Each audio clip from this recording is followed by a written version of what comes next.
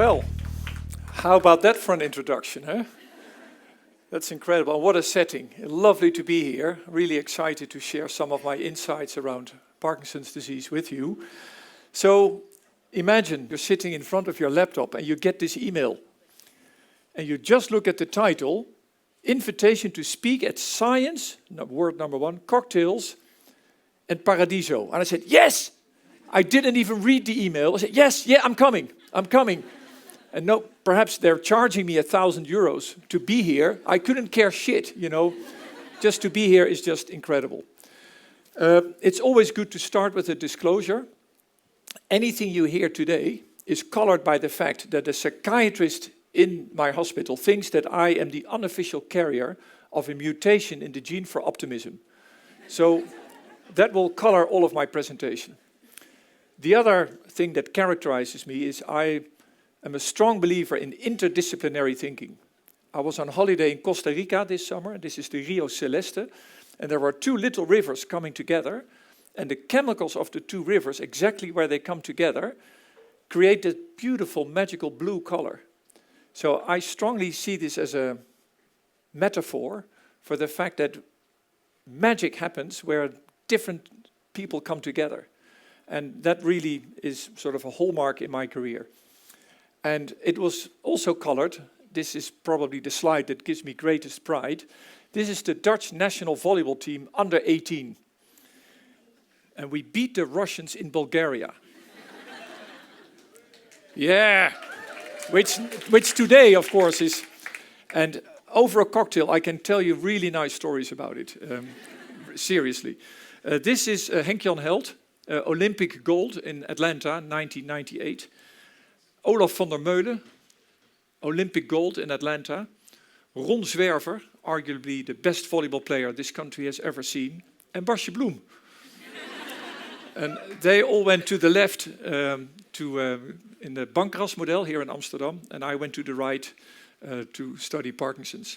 And so what is Parkinson's? This is unique footage. This goes back to just after World War II, when we didn't have any medication. So if there are any people with Parkinson's in the audience, I always say this is untreated Parkinson's. This is the resting tremor, the asymmetry of the disease, which is something mysterious that we don't understand, the pill-rolling tremor,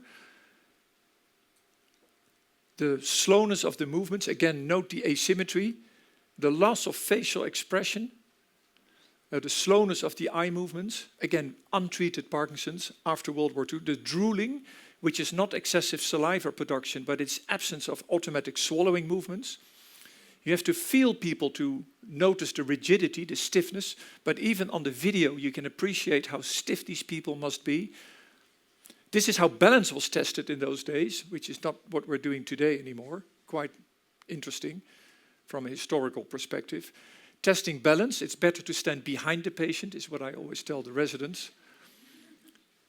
This is the typical Parkinsonian gait. We'll see much more of that in a minute.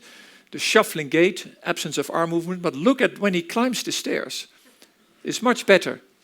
This is already 1949 when people noted this, but it escaped attention somehow. This is fascination, going faster and faster forward until he bumps into a tree, which is the only way of stopping. And this is the most compelling part of the video. Even putting on a simple jacket has become very cumbersome and time-consuming. So this is really showing the impact of Parkinson's disease. A classic motor feature is that movements begin well and become smaller and smaller and smaller. So the handwriting starts large and becomes smaller and smaller. We call that micrographia.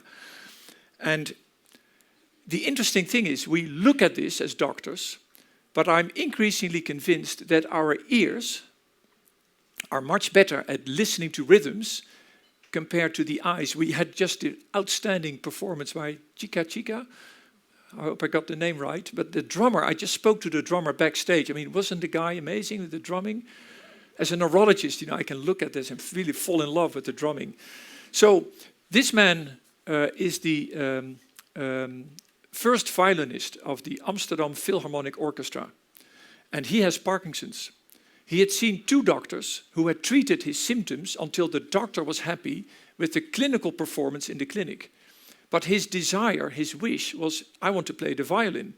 So I was his third doctor, and I said, well, look, if violin is your passion, bring your violin. I want to hear it. And listen to this. This is really cool. Yeah.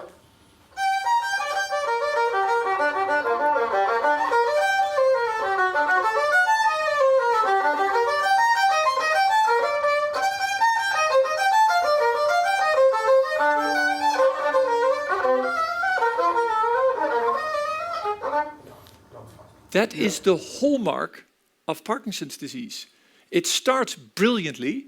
It gets worse and worse until he stops. Of course, all of you, this is Amsterdam, you recognized Bach's Violin Sonata number 1 in G minor presto. We had another elite violinist score the notes. The beginning is perfect. First mistake, second mistake, more mistakes until he stops. That is the hallmark of Parkinson's, but you hear it better than you can see it. In fact, even when we listened to the decibels, there was this characteristic decrement. And this is dopa responsive. This is sensitive to the treatment that we're giving. So he's undertreated. The other neurologist had failed to treat the very symptom that meant most to him. We published this. I like writing. My artistic thing is writing. So listen to your patient. I thought it was a lovely title. Modern medicine means listening to your patients, to their wishes, to their needs. But in this case, you literally need to listen to his violin music to understand the impact of his Parkinson's. Another miraculous thing about Parkinson's is it's a very treatable disease in strange ways. This man came to my clinic. He's now actually quite famous. He had freezing of gait, a feeling where the feet become glued to the floor. Literally, it feels as if a magnet is drawing your feet to the floor. Barely able to take one step. During the interview, the anamnese, the medical interview, he said, but I cycled 10 kilometers yesterday. I said, what? Cycling is impossible. Who believes this man can ride a bicycle? No one, right? I said, well, he was the last patient in my clinic. Said, let's go outside and we'll have a look. Huh? So we took a woman's bicycle. It's easier to hop on a bicycle. We gave him a little push and he's gone. He's gone. And we were wondering, is he ever going to give the bike back, you know? And I remember until this very day, this footage is now famous. I remember him disappearing in the distance and I felt immediately, this is unique. You know, he makes this perfect turn. Fortunately, there are no cars parked there. And the two best parts of the video are yet to come. Look at this. In a minute, he will actually stand on the pedals. Here, look at this. It's crazy. And then finally, luckily, he decides to return the bicycle. And look at this. He brakes, hop. And now he's stuck. He's frozen. Cannot move. Frozen. So this had never been seen before. So we ended up publishing this in the New England Journal of Medicine, which is the highest ranked international journal in the world. So I was over the moon, right? This is the highest achievement as a young scientist. And then the New England wrote me an email and they said, look, we're not going to publish your paper after all because he's not wearing a helmet. I said, oh, fuck. And then I said, we don't want to tell the American people that cycling without a helmet is a good idea. And I said, oh my goodness. So I thought about photoshopping a helmet and then, nah. So I wrote the best email in my life to the New England. I said, look, you are probably right. And I sent them hundreds of photographs of people in Nijmegen cycling without helmets. I said, the Dutch always cycle without helmets, which is probably a silly idea. But this article is not about brain concussion. It's about how the brain can compensate for faulty movements. And I promised them that in this paper, which is only 70 words, I would add a disclosure that riding without a helmet is a bad idea. And there it is. And then it got published. And the good thing is, then it made it to the front page of the New York Times. And if you want to be famous in your life, make sure you hit the front page of the New York Times, because then I was interviewed all over the world, literally. NBC, CNN, anywhere, really cool. And this set me on a track that apparently Parkinson's is a treatable disease. So this is a nice metaphor. This is what the disease is doing, but with a little counterweight, you can make the whole system function again. Right? Does it make sense? So Parkinson's is a disease where the automatic pilot is defective. But it means that with conscious behavior or other motor programs, you can bypass the defective circuitry, which makes Parkinson's much more treatable than a stroke, than multiple sclerosis, Alzheimer's disease. It's a different disease. It's a treatable disease if only you understand how the brain works. I'll give you just a quick few more examples. This gentleman has had severe Parkinson's, and even with support of his wife, he's got great difficulty walking. But what he has discovered, and what I love about this, is people discover this themselves. When his wife is on the right side, he can walk. It's crazy, eh? And they discover this. So these patients are my mentors. They teach me how the brain works. So this is the same guy. Now his wife is not at home, but what he has discovered, it's crazy, is that when he pretends that she is there, when he holds her, his imaginary wife, he can walk. Look at this. He holds her, and there he goes. It's madness. It's madness. And what he has also discovered is that certain music, 110 beats per minute, which he doesn't even like, he doesn't like it, sets him in motion. So he has on his iPhone, he's got this playlist of songs, 110 beats per minute. Look at this. There he goes.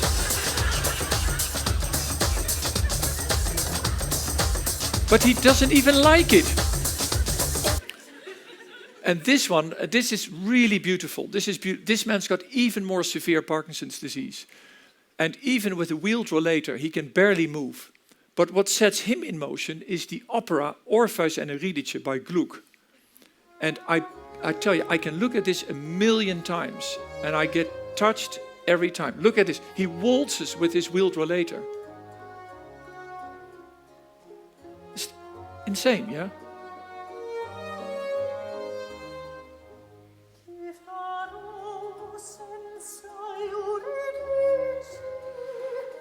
In the previous patient, walking is a rhythm, and the external rhythm of Björk restored the defective internal rhythm. In this case, the chemical lacking in the Parkinson brain is dopamine, and the happiness nucleus is the amygdala. And I think this music just makes him so happy that, like a sponge, he squeezes out whatever dopamine is left in the amygdala, which then spills over to the motor circuitry and helps him to move. So what we learned from on my laptop, I have hundreds of videos of solutions invented by patients. They make the finding, and they're all different. And what we ended up publishing in one of our leading journals is that there are 7 main categories. I could literally speak here for about 3 days, but I have to be short. But there are 7 main strategies, each with variants to the theme, all invented by patients. And one of my patients, who's an artist, we'll talk a lot more about art, did a poster with many of these variants. So the physiotherapists in the national network called ParkinsonNet that we trained now use solutions invented by patients to teach other patients how to move better. So they sit down, people have freezing, and they say, does this work? No. Does this work? No. Does this work? Ah! And then you can find a personalized solution, what works for you. So it's really beautiful. So the essence about Parkinson's is, what you see in a chronic disease is what the lesion in the brain is doing, but also what healthy brain areas are doing to compensate. And I'm increasingly intrigued by that. So traditional medicine is, there's a lack of dopamine, so we give a dopaminergic pill, right? But I'm increasingly interested in how physiotherapists, occupational therapists, dietitians, nurses, multidisciplinary care can exploit these compensation strategies and help people. The other thing you should know about Parkinson's is what I've shown so far is the tip of the iceberg.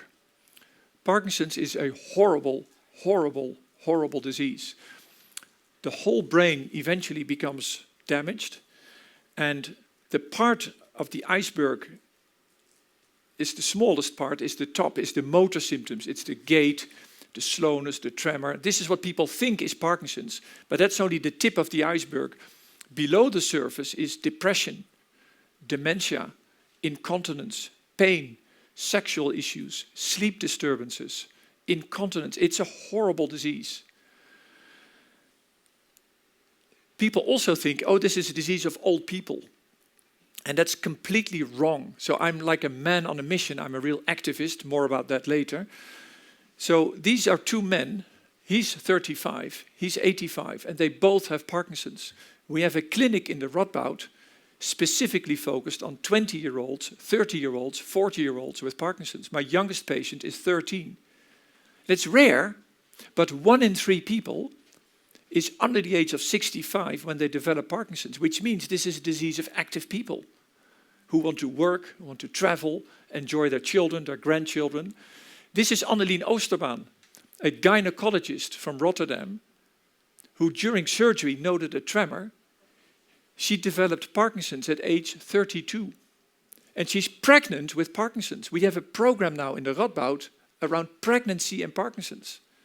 Who of you would have thought that pregnancy is an issue for people with Parkinson's? No one. But it's actually much more common than you would think. And this beautiful photo is from a book that we published, and you can download it for free through Radboud University Press.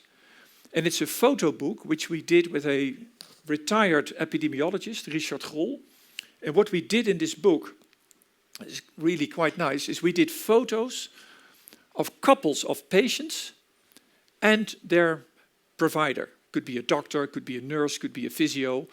And the whole idea is each of the two brings an object that is personally meaningful to you. So Bob Bruns, who's from Amsterdam, is one of my patients, who I thought I knew very well, designs exhibitions in museums. And he brought his portfolio. And we had this lovely discussion around his passion, building, designing museums. And our relationship changed, it improved, and it's been better ever since. And these are other examples of people in the book. Omatola Thomas, for example, carries a microphone because she wants to be a voice for black people. She wants to be a voice for women with Parkinson's, and she wants to be a voice for people in underserved areas of the world, Africa, where, for example, simple levodopa is not available, which is, I think, criminal. And if I make it to the end of my presentation, which is highly unlikely, we'll come back to Nout, and Nout is a beautiful man, and he has this little soundboard machine, and he says, and this is so beautiful, he said, I am not my Parkinson's.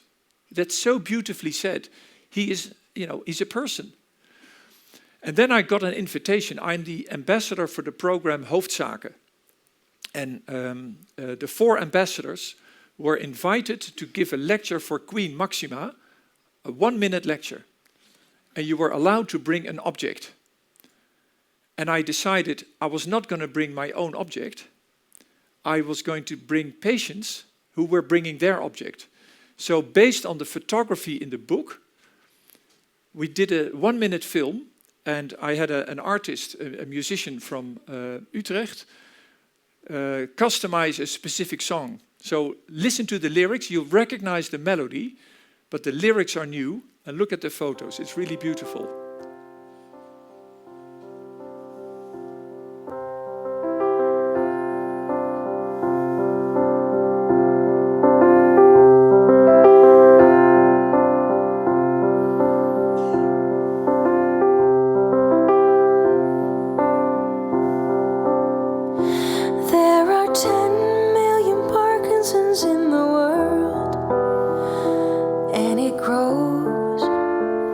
So fast.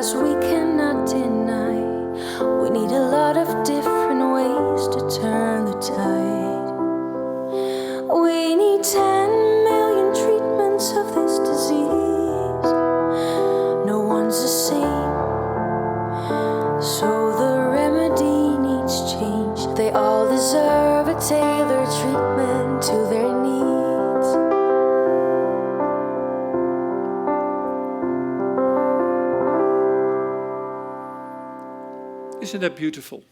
20 individuals, the same disease, and they're all different. In an article in The Lancet, I argued that there are 12 million Parkinson's diseases, namely as many as there are people with this disease on the planet, and they're all different.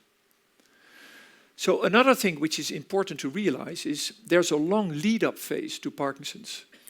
It's at least 10 years, more likely 20, maybe even 30 years. And that has big implications. This is a so-called REM sleep behavior disorder. Normally, when you sleep, you're paralyzed, except for your eyes. That's why it's called rapid eye movement sleep. If you dream and you start to enact your dreams, this is called a REM sleep behavior disorder. This syndrome has about 70 to 80% likelihood of turning into Parkinson's disease or a related disorder within the coming years. So there's a huge interest in people with an isolated REM sleep behavior disorder, because this is probably, we think, the earliest phase of Parkinson's disease, where there's a lot of brain to be protected, and we're doing prevention studies now in these people. Other prodromal features is a reduced smell, which we think is caused by the fact that pesticides or other chemicals are inhaled, damage the nasal epithelium, and then go into your brain. This is called brain-first Parkinson's. Or you eat chemicals, pesticides, through the food chain. They damage the nerve cells in the gut, causing constipation. And through the vagal nerve, it travels to the brain. There it causes a REM sleep behavior disorder, and then it causes Parkinson's. So that's a long trajectory. 1, 2, maybe even 3 decades. And we're searching for these people because, again, we want to stop the growth of Parkinson's and slow it when we still can. And another fascinating element, you obviously recognize Rodin and Claudel. Artists appear to have a lower risk of developing Parkinson's disease. This is really fascinating. We have 2 papers that show that if, and we asked men, and we asked men and not women, because women 30 years were not completely free to choose the job they liked. So we said, which job did you choose as a 20-year-old? And people who opted to become an artist at age 20 had a significantly lower risk of developing Parkinson's disease. Now, we don't know how that works. Maybe these people were born with a lot of dopamine, which made them creative, hence they became artists, and the same large amount of dopamine protected them from dropping below the critical threshold of developing Parkinson's. So this could be a spurious finding, but it's definitely there. So what is our mission? I was asked to tell you a little bit about our mission. Well, this is maybe my most important slide. What really strikes me every week, I see patients with Parkinson's every week, is when you have a chronic disease like Parkinson's, your world shrinks until it becomes so small you can keep it in your hand. Your steps become smaller, your voice becomes smaller, your cognition becomes smaller, everything shrinks. And I'm really passionate about art. We have a big art program in my team. This is one of my patients, Zus Keulemans, who's got Parkinson's, and this is her art. And this is me with her daughter. This is the artwork she produced at the onset of her disease. And this is the art that she produced at the end of her disease. So this is in one powerful image, the shrinking of the world of people with Parkinson's. And a really nice study done in Sydney in Australia is they used people's smartphone, you know, the GPS, to track their movements throughout Sydney on the map. And we have Honingjaar stages. These are the disease stages of Parkinson's. The earliest stage, people were all over the place. Honingjaar stage 2 was less, Honingjaar 3, Honingjaar 4, and Honingjaar 5 was a dot on the map. It was the bed in the nursing home. And my mission, and the mission in my team, is to make that world a bit larger again. And we do everything, literally everything, to make that world a bit larger. A simple and beautiful example is Verpleeghuis de Limerijen, a nursing home, where they took people with Parkinson's out of the nursing home on a duo bike. Really beautiful. Has there been a randomized clinical trial? No. Will there ever be a trial? Never. Does it work? I think so. You know, beautiful. They did a similar initiative in Denmark, and they called it the right to have wind in your hair. That's beautiful, huh? So it was mentioned in the introductory film. It's a personal prize, but we consistently refer to it as the Stevin Team Award. My team won the Stevin Award, which is sort of the Dutch Nobel Prize for science. It's for the scientist group that has the greatest impact on society. 2.5 million, that's not bad. So we were so thankful. I like doing things a little bit out of the box. So what we did is we ended up taking over the city of Nijmegen for a whole weekend. I had the money. I said, fuck it, we'll do it. And we literally, the museums, the Stevens Church, the libraries, the sports centers, the restaurants, the bars, everything was Parkinson's, and everybody was contributing. And as one of the many things that we did, we organized a concert in the Stevenskerk. And one of the artists, Evelien Asberg, an opera singer, she's a friend, and I asked her to do a song, you know, for a concert. And she didn't just do a song, but she composed what she called the Parkinson Battle Hymn. And it's so beautiful, I'll just play it. And if you think it's enough, I'll stop, and otherwise I'll play it till the end. I like it myself. So, and it comes with the images of what we did in the weekend. For example, I did a backward lecturing tour, which you can see here in the...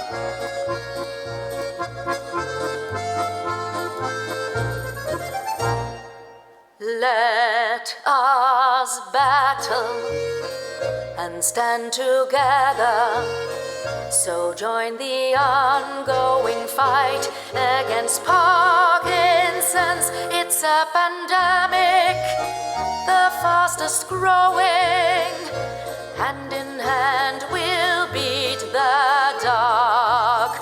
Because this illness, so many symptoms, the invisible burden of Parkinson's, not just tremors, also depression. No one can see this other pain.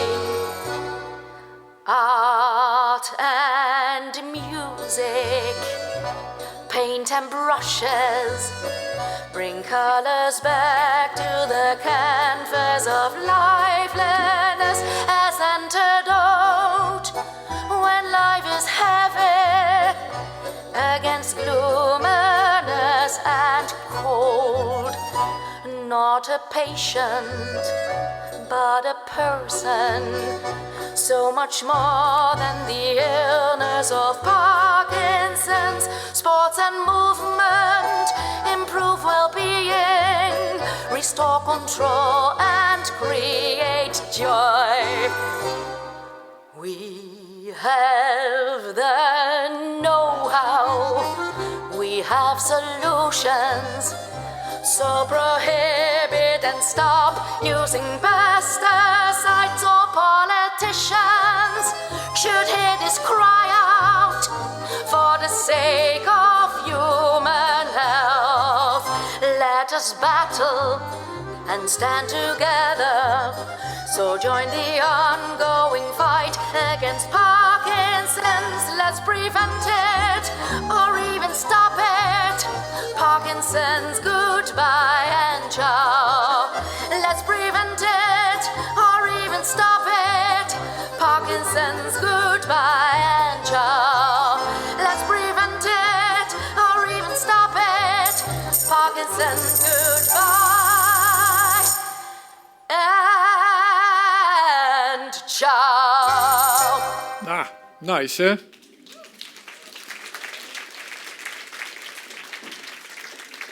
The Parkinson Battle Hymn. So how do we tackle this? It's a bit of a technical slide, one of the few, but we have basically 4 branches. All of us are at risk by exposure to pesticides and other chemicals. So branch number 1 is that we try to prevent the disease by creating a healthier Holland and healthier world. Then there are people who are in this prodromal phase. Remember the constipation, the smell, the REM sleep. So we try to postpone or even prevent the disease in people at risk. Then there are people who already have the disease, and we try to slow down Parkinson's if you already have the disease. And even if all of this is successful, there are currently 12 million people on the planet who need care. So we develop holistic medicine for people who already have the disease. That is what my team is doing. And we always have people with Parkinson's, not as the target of our good intentions, they are our partners in everything we do. We do nothing for people, we do everything with people with Parkinson's.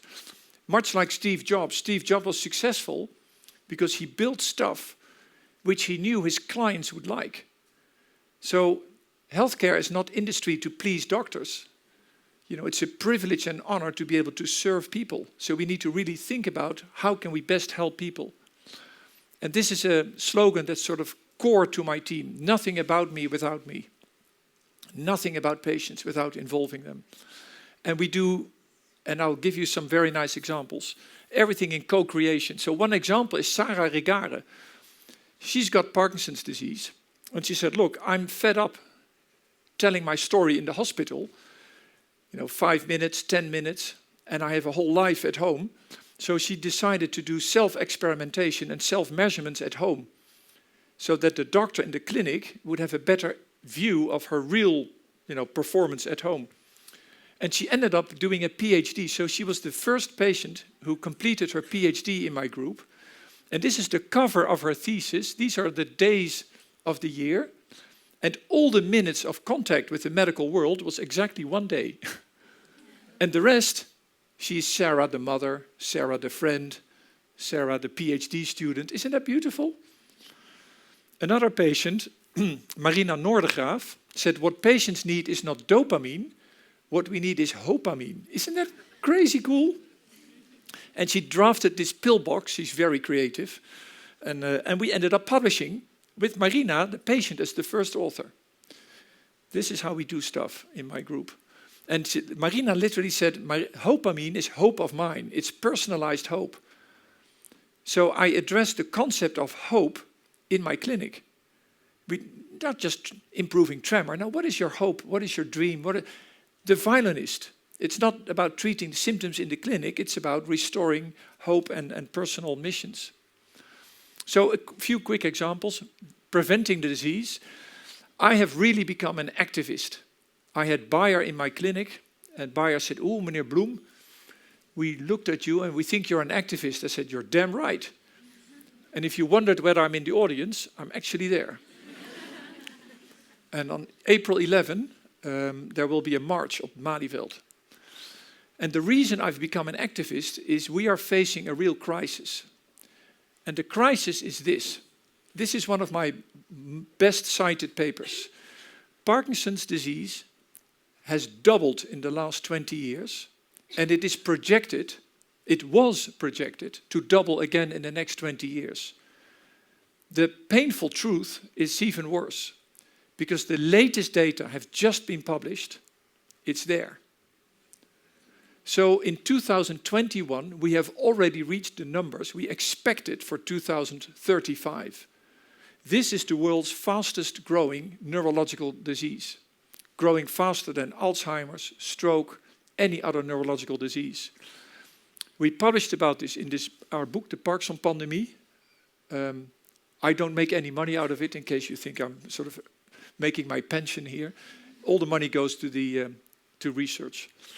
And the reason I'm so upset is that I'm convinced that just like the pyramids in Egypt, Parkinson's disease is, at least to an extent, if not to a large extent, a man-made disease. This is something that we as a society have caused. People often say, but it's aging. Parkinson's is growing because we get older. And that's not true. James Parkinson described the disease in 1817. And he literally said, this is from his book, the disease had escaped particular notice. And trust me, Parkinson's is such a classical phenotype.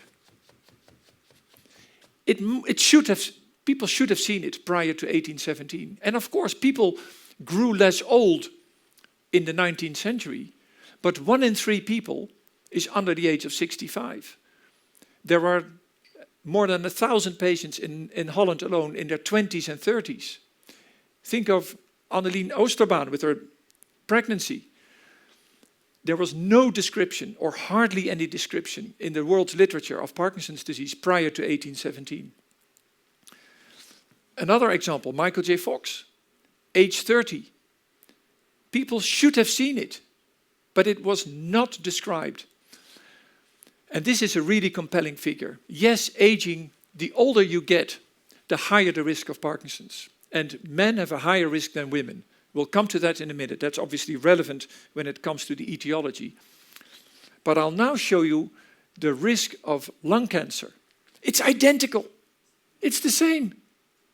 Nobody says aging is the cause of lung cancer. Aging means you've had sufficient time to what? To smoke, to build up pack years. Aging and Parkinson's disease means you've had more time to be exposed to chemicals in our environment. That's why aging is related to Parkinson's disease. Is it genetics? Yes, there are at least 8 genes that are related to Parkinson's, but the contribution of genetics is small. Carly Tanner, one of my mentors, I was trained in California for 1.5 years, and Carly did studies in monozygotic and dizygotic twins. And the idea is that if a disease is very genetic, it is more common in monozygotic twins compared to dizygotic twins. And if you rank all the diseases according to their genetic contribution in the twin studies, diabetes is on the top of the list. Diabetes is really genetic. Parkinson's is at the bottom of the list. It's not very genetic. Moreover, this is a bit technical, but I'll explain it. These mutations arise somewhere in a person. It's bad luck. Somebody has a mutation and it's there. Gets married, has children, the children move to the next village. So the mutation spreads across the planet. It's like you drop a stone in the water and the waves start to spread. So if you look at the spread of a mutation across the planet, you can estimate the age of the mutation. Does it make sense? GBA mutations are present in 15% of Dutch patients. The mutation is causing young onset Parkinson's. And the mutation is thousands of years old. So if GBA alone was the cause of Parkinson's, we should have seen the disease thousands of years ago. But we didn't until we started polluting our environment. And indeed, all these 8 genes make you more susceptible to exposure to pesticides in animal models. So we now think that a person develops Parkinson's because you may have a genetic risk. There are farmers who never develop Parkinson's. There are people who smoke and never develop lung cancer. So genes make you susceptible, but there must be something in the environment. And the slightly more positive side, and I'll come to that in a minute, is there are also protective factors. So exercise, Mediterranean diet, a few cups of coffee, and don't say shh, smoking protects against Parkinson's. Shh. We don't know why. We don't know why. The most consistent factor that protects against Parkinson's is smoking.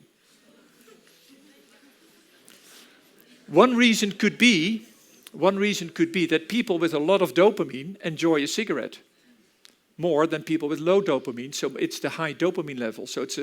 But it could be that, for example, smoking makes your nasal epithelium less permeable to pesticides. So it could be really protective. Don't smoke. Don't smoke. So is it just pesticides? No. James Parkinson described the disease in 1817 in London when air pollution was taking grotesque forms with, the Industrial Revolution. And air pollution, until today, numerous studies show it's linked to Parkinson's and also, by the way, to Alzheimer's disease and other diseases. This is a beautiful cartoon by Marina in our book. Muhammad Ali punching his own brain. So repeated head trauma, a single concussion, no, but repeated head trauma is a risk factor for Parkinson's. That's why I think we should probably forbid headers in football, soccer, football, in young children. This is a worrisome one. Trichloroethylene is used to laundry clothes. So if you laundry your clothes, keep them in fresh air outside before you put them on. It was used in shoe polish to decaffeinate coffee, to decrease metals. It was dumped by industry in the environment. You don't smell it, you don't see it. It can travel underground for miles, evaporate into your house, and you wouldn't know it, but it causes your Parkinson's.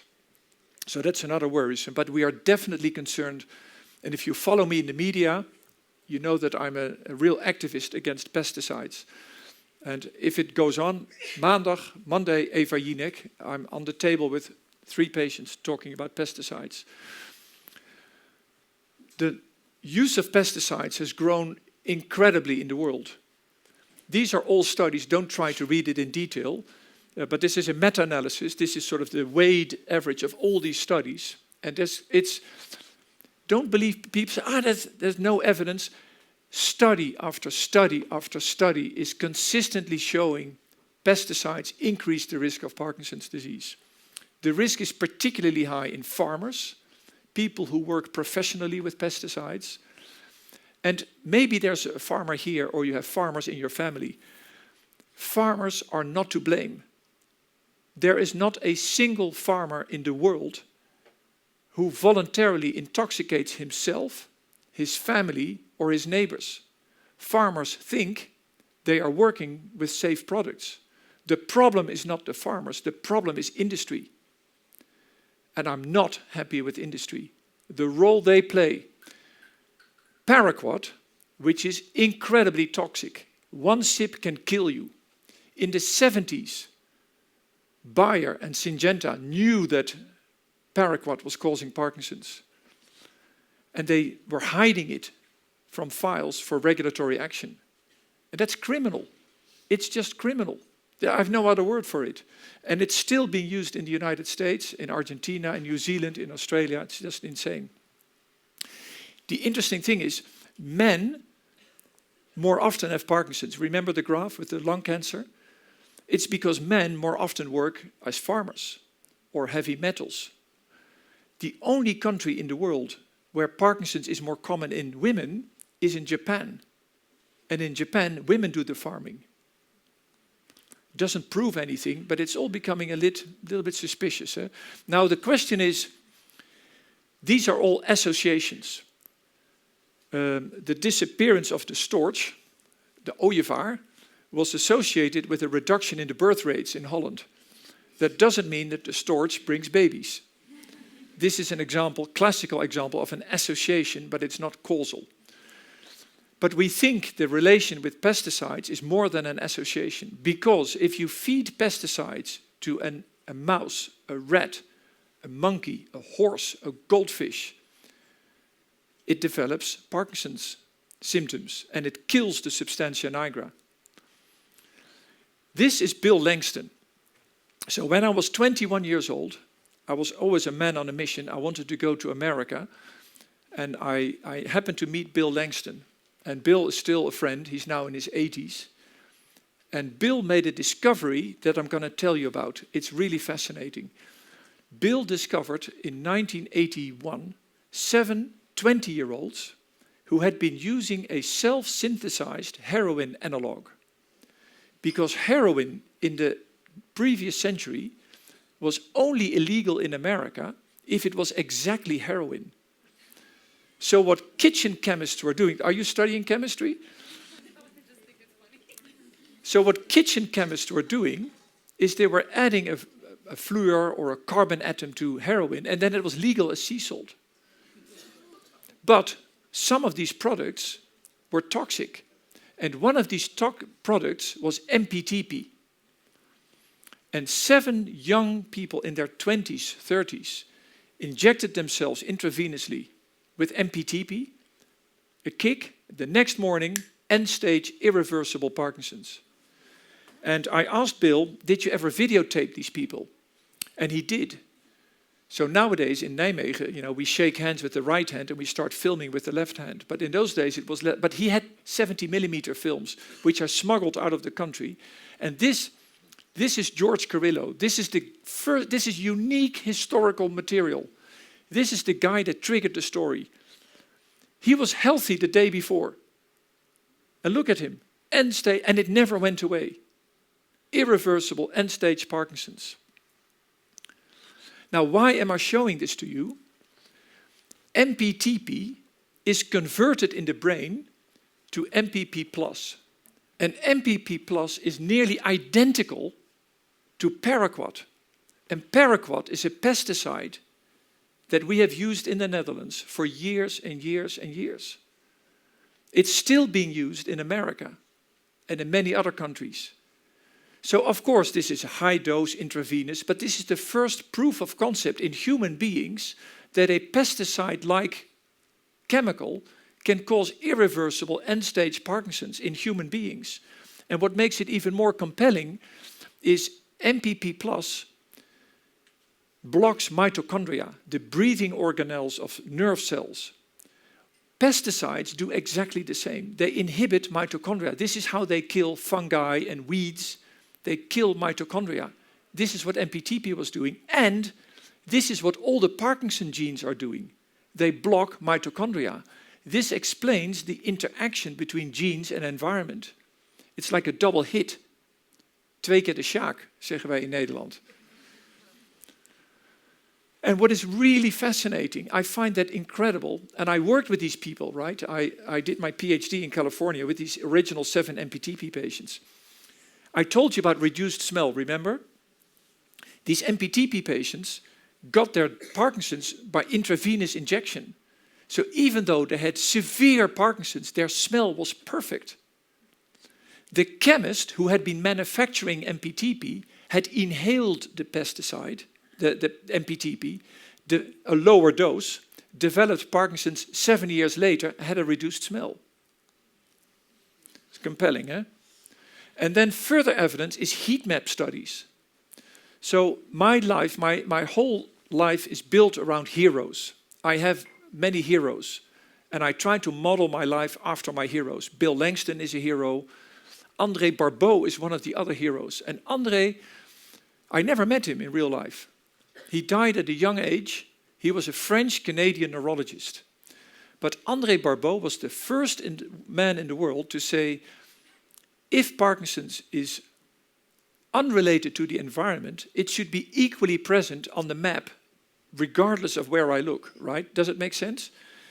So he looked at Quebec, French-speaking Canada, and he found that it wasn't evenly distributed. There are pockets where there's a lot of Parkinson's, and there are areas with very little Parkinson's, suggesting an environmental contribution. And then he looked at the concentration of pesticides in groundwater, and there was a near linear relationship. The higher the pesticides in groundwater per region, the higher the risk of Parkinson's. This has been repeated in America, but also in France. This is a map of France, where the incidence of Parkinson's is overlapping nearly 1-to-1 with wine areas. So the French and the Germans have now said Parkinson's among wine farmers is officially an environmental and occupational hazard disease. And in the Netherlands, this is all less clear. And the reason the Dutch evidence is less clear is that we don't have good historical records of which pesticides are being used, unlike, for example, the United States or Canada. And second, we are a very small, densely populated country. So if there's a little village here, and this is the farmhouse, the pesticides drift through the air. So it's very difficult to show in Holland. But there's one study suggesting that people living in the vicinity of tulip flowers have a higher risk of Parkinson's, which I think is the ultimate paradox, because the same damn tulip is the symbol of the international fight against Parkinson's. Isn't that crazy? And then people might say, oh, well, I already have Parkinson's, it's too late, who cares? Well, no. if you already have Parkinson's and you're still exposed to pesticides, you're more likely to die early. Which makes perfect sense, because if you have limited healthy brain cells left in your brain, you want to do everything to protect the final living cells, right? So I think people with Parkinson's should be extra cautious and make sure they avoid further exposure to pesticides. So what am I doing about this? We do lots and lots of research. I won't bother you with all the research that we're doing, but I'm mainly an activist trying to raise awareness. And I'm doing that through scientific papers. For example, Lancet Planetary Health. I'd never imagined that as a neurologist I would publish in Lancet Planetary Health.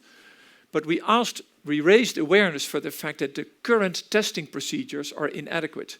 I'll come to that in a minute. But also I published a paper in Le Monde. That's cool, huh? In French, urging the French Minister of Agriculture to vote against the renewal of glyphosate. But unfortunately, as you all know, it was extended by another 10 years. Why am I so fanatic about this? Pesticides, for example, glyphosate. Glyphosate is just an example. I don't think glyphosate is the dominant cause of Parkinson's. I don't. But I use it as a showcase because it has never been proven to be safe. What people do is they feed glyphosate to a mouse, and they wait for the mouse to start to look like a Parkinsonian patient. That only happens after you've lost 70% of these nerve cells, because the brain has a big reserve, which is beautiful about the human brain and also the rat brain. It means that if glyphosate killed 60% of those cells, it's toxic and not safe, but the animal would look fine. These experiments, the EFSA, the Europese Voedselwarenautoriteit, that allows pesticides onto the market, does not do cell counts in a substantia nigra, which is madness. It's stupid. So after lobbying and lobbying and lobbying, I finally got into a meeting with the EFSA. And these are the minutes of the... This is what the EFSA is now admitting. Don't read it in detail, but they admit that their own procedures are not focused on Parkinson's. So make no mistake, I am not saying glyphosate is the cause of Parkinson's. What I'm saying is glyphosate has never been properly tested to be safe. And what I'm so upset about is that industry wants me to prove that glyphosate is the cause of Parkinson's. But in a real-life environment, with a prodromal period of 30 years, with genetic factors, environmental pollution, other chemicals, your genetics, your lifestyle, it's nearly impossible. I think the burden of proof should be with industry, with Bayer, Syngenta or Monsanto, to do proper experiments in cell cultures. We should save animal life in cell cultures. And if a chemical is toxic, get it off the market, right? So what EFSA is saying, we're looking for landmines, but we don't have metal detectors. This is what they're saying, literally. And then the other problem is, they only feed animals oral, pesticides. But the reality is all of us are exposed through inhalation. This is why people living in the vicinity of farmland have an increased risk of Parkinson's. But this is not part of regulatory action. But if you inhale pesticides, it doesn't go through the liver, and chemicals are way more toxic. And this is science and cocktails, right? Where's my cocktail? Here it is, just 1 minute. Not bad. The problem is, EFSA only looks at isolated chemicals, one pesticide. The reality is, all of us are exposed to up to hundreds of chemicals. But this is not part of regulatory action. The SPRINT study in the Netherlands looked at the number of pesticides in household dust in Dutch farms and in houses of people living around farmland. More than 100 pesticides. And what is 100 times a little bit doing? We don't know. We don't know. What we do know is that Wine in Dutch supermarkets, Appie Heijn, Lidl, Jumbo, contains 7 different pesticides, including glyphosate. If you buy red wine from France, you're drinking a little bit of glyphosate. Does it cause Parkinson's? I don't know. The problem is I don't know whether it is safe. This study was really compelling. Don't read it in detail, but Beate Ritz and Kimberly Paul are heroes. These are from California. And what they did, I'll explain it. They looked in California, what mixtures of pesticides do farmers commonly use? Because farmers don't use just glyphosate, they typically spray multiple pesticides. This is step 1. What are common mixtures? Then she looked at epidemiological, which mixtures are associated with Parkinson's. And then she took a mixture and then took dopamine cells in culture and gave one of the pesticides to the cell culture. And the pesticide was only toxic at high concentrations. The moment you add a second component from the mixture, they are both toxic at very low concentrations. This is not tested. And this is in nature. This is not the Oki. This is nature. Do we still have, are you bored or can we still, no? So you can see why I'm an activist, right? So now we try to slow down the disease in people who already have Parkinson's. Don't read this in detail, but there are many, many studies that are now trying to slow down Parkinson's with drugs. This is the pathophysiology in the brain. Don't even try to read it. The only point I'm making here is it's complex. There are multiple mechanisms in the brain, inflammation, mitochondria, a long list. The problem is that all these drugs tackle one mechanism. And if you follow me a bit in the media, one drug after the other fails. All the flat lines, no disease modification. It just doesn't succeed. And I think maybe we need a polypill. We prevent strokes and heart attacks with a polypill, a platelet inhibitor, blood thinner, cholesterol, and an antihypertensive. If you have a stroke, you get 3 pills. Maybe we need to slow down Parkinson's by giving a polypill. And this paper is just accepted in a spin-off journal of Cell. So this is a cartoon, you're the first in the world to hear this. So these are hypothetical 3 mechanisms. So the disease progression is determined by 3 mechanisms. Does it make sense? So you progress. So what pills are typically doing is they disentangle one mechanism, but the other wheels are still turning, and you maybe get at best a small effect. Does it make sense? So I think what you need is multiple pills. But the problem is, we talked about industry in pesticides, but the pharmaceutical industry is no better, right? The chances that they will collaborate and build this polypill for Parkinson's is next to nothing, because they all want to be the first and make the multi-billion dollar, blockbuster drug. So maybe we need to look at treatments that by their very nature are pleiotropic, right? That have multiple working mechanisms. And what are these? Lifestyle interventions. So, I'm a former professional athlete, so I'm passionate about sports. I still exercise a lot. And what I like about exercise, for example, is it's agnostic to the exact disease mechanism. It is anti-inflammatory, it enhances cerebral blood flow, it releases neural growth factors. Exercise is like a polypill. And the interesting thing is people want toxic pills and they don't like lifestyle. Eh? But still, I think this is what we need to do. So we need to look at exercise.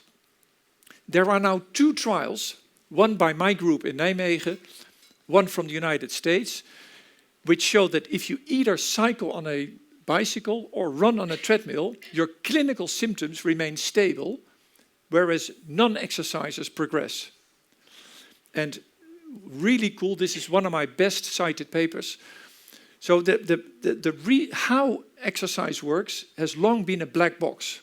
We know what goes in, aerobic exercise, we know what comes out, health benefits, but how it works, nobody knew. What we did in our study is we did brain scans before and after exercise in all these patients. It was published in The Lancet and then in other top journals. And what we showed, I think it's really wonderful, is that the brain of exercising people started to make new connections between the diseased areas and the healthy cortex of the brain, so that healthy brain areas could take over functions of the damaged areas. Isn't that wonderful? 60-year-olds, 70-year-olds, plastic brain. It was adapting in a good way.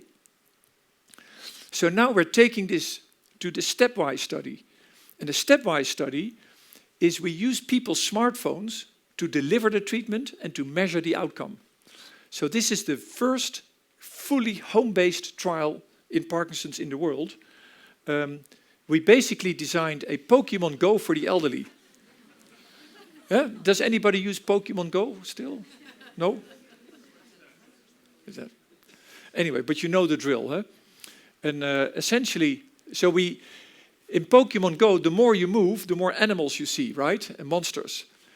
In our trial, the more you move, the more often you meet Bas Bloem. and Bas Bloem gives you knowledge about Parkinson's. So the control group needs to move a little bit more, and the intervention group needs to move a lot more, but both receive Bas Bloem, who then in a video gives you knowledge.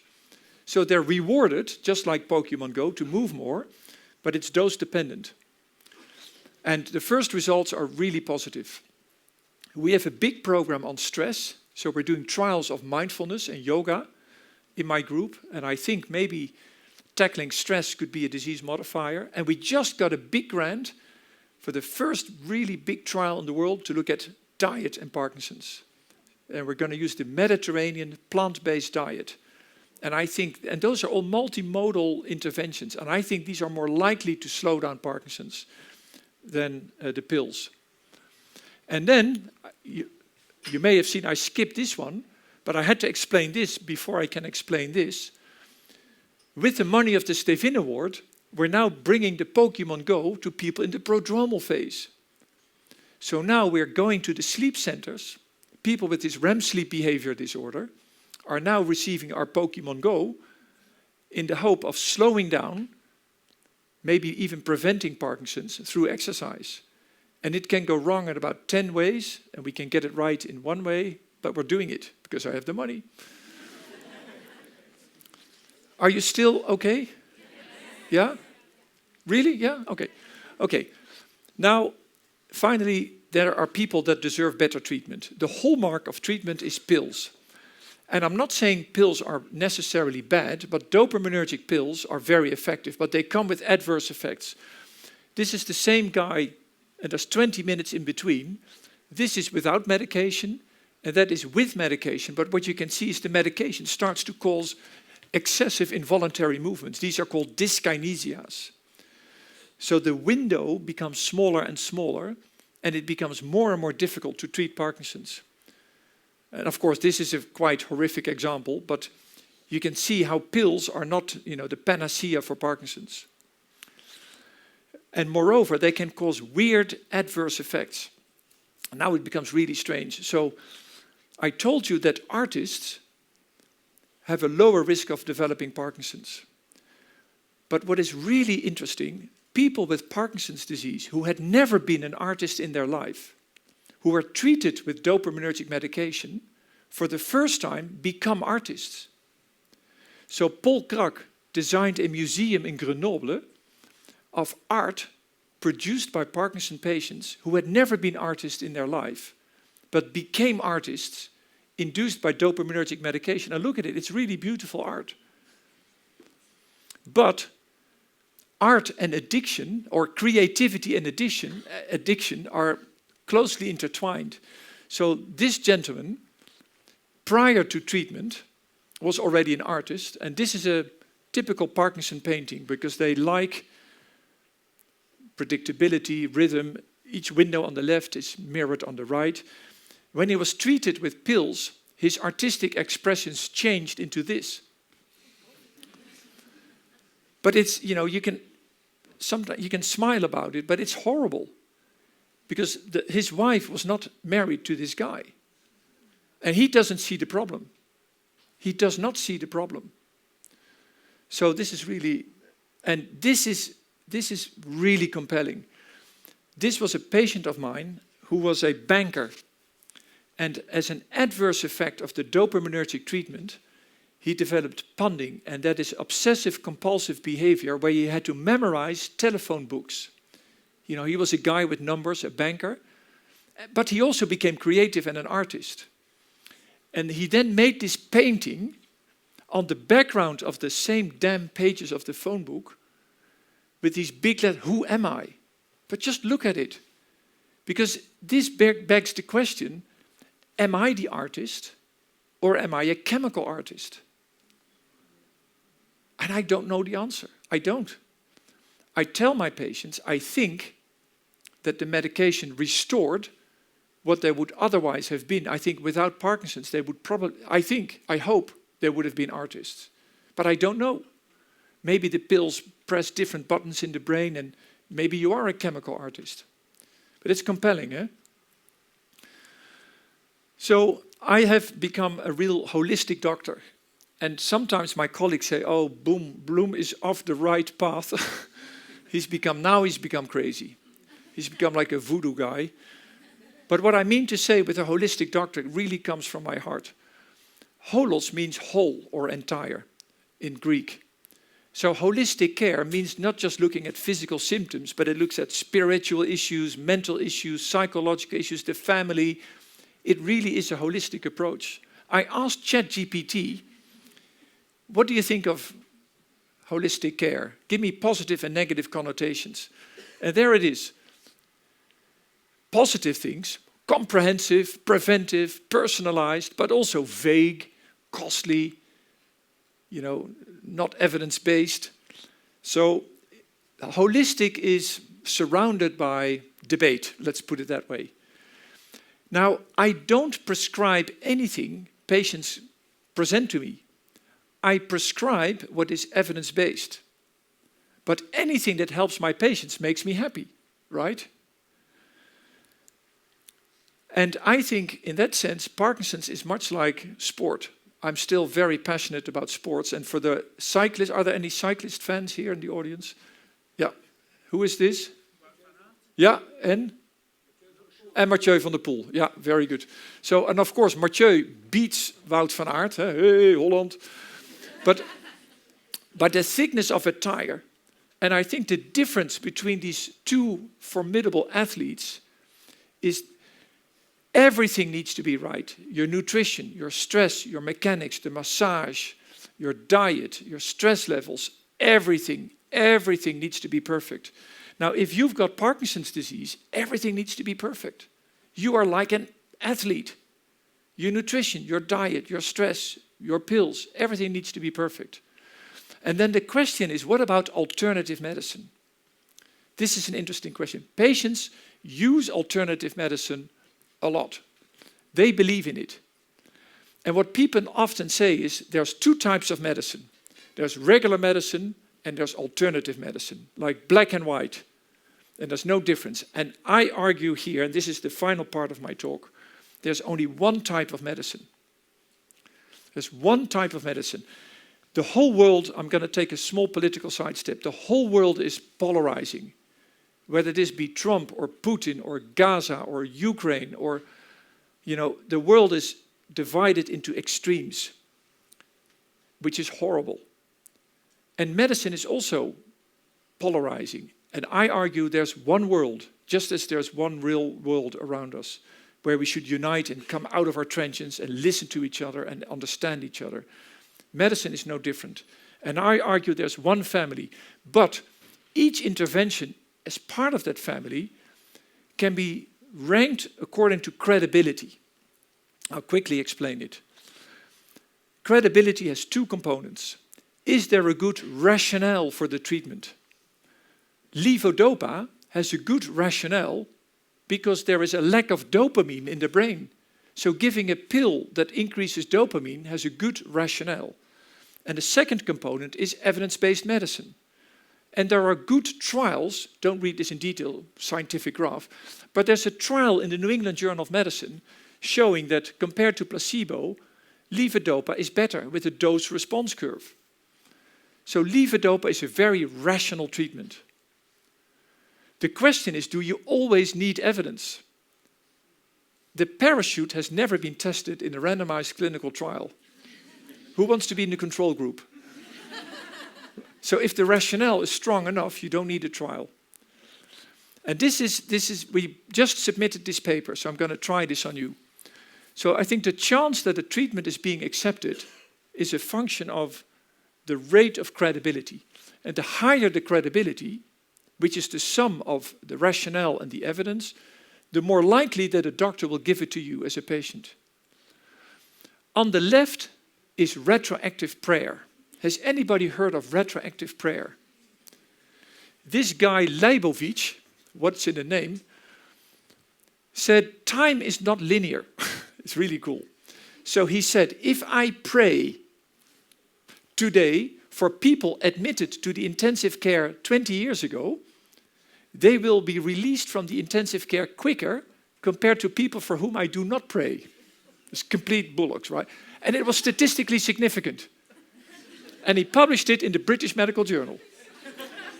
Now, okay, so we all agree that's on the far left.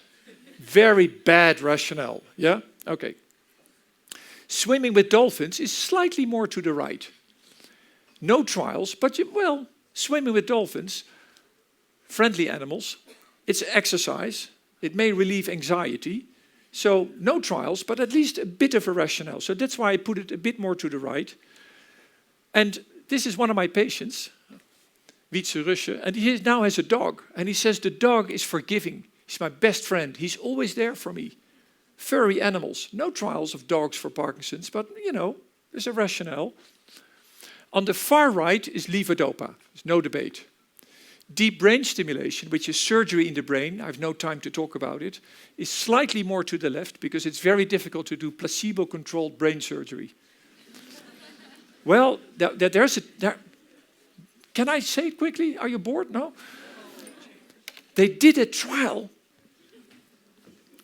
in people with a neural growth factor with a catheter in the brain.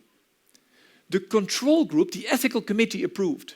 The control group was wheeled into the OR and they just drilled a superficial hole in the skull and they did all magical things, sister, nothing happened.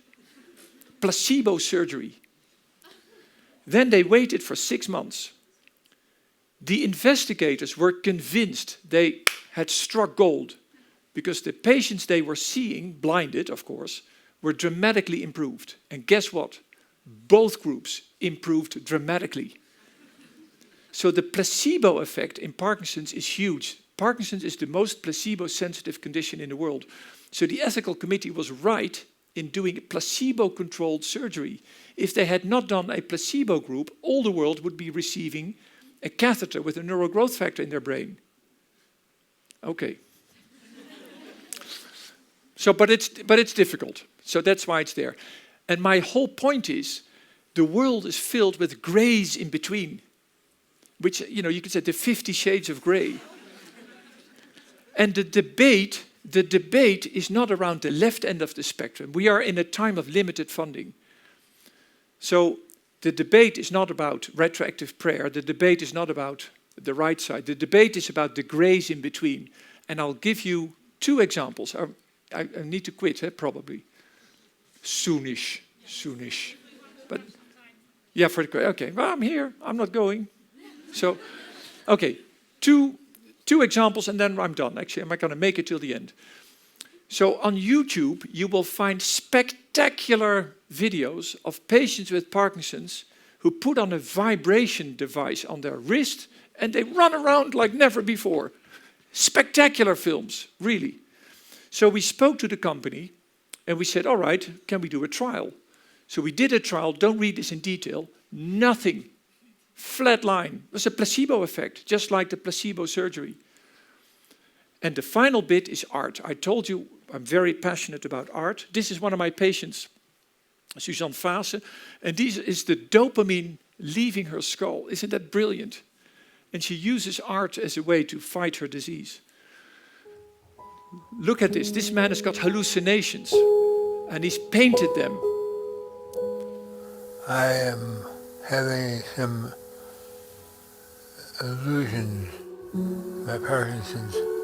I've had Parkinson's for 18 years now, and it's changed over time. This is a new symptom.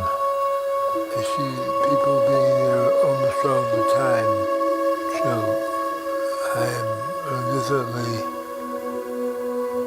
imagining things, but they're not scary, they're not threatening. I do find I miss my privacy. Did you hear that? The hallucinations are affecting his privacy. I've never ever seen somebody say that so beautiful. So this is the final bit. We're now taking art to the test. So if you want to prove, I'm a passionate believer in art, but if you want to prove that art works, you need to test it like a drug. So we've done a trial where we had patients being allocated to a group of artists, and the artists found a sweet spot. So some people started to play music, others sculpturing, others painting, personalized art. And what we found, and this is our playground. So we had a whole group of artists sitting down with patients, and in the playground you found your personalized art. And we found fantastic effects on anxiety. And what people reached was a state of flow. You know, sportsmen have the state of flow, you know, where a tennis player wins one game after the other. They forgot their tremor, they forgot their dyskinesias, they walked like never before, really beautiful. So, in conclusion, I will close with Nout. Remember him, Nout, from the book, the photo book? Nout, who said, "I'm not my Parkinson's." Do you know what Nout said? I am Nout.